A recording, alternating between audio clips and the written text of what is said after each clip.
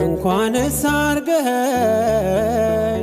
ጌታዬ ሙሉ ሰው እንዲሁም ይህነው ልቤ የሚናፍቀው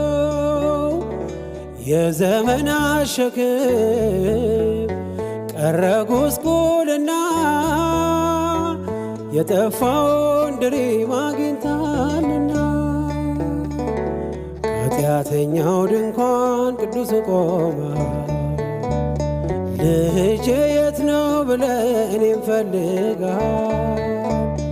አንተ ስላለኝ ቀሏል መከራዬ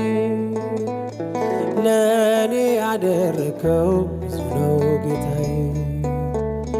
አንተ ስላለኝ ቀሏል መከራዬ ለእኔ ያደረከው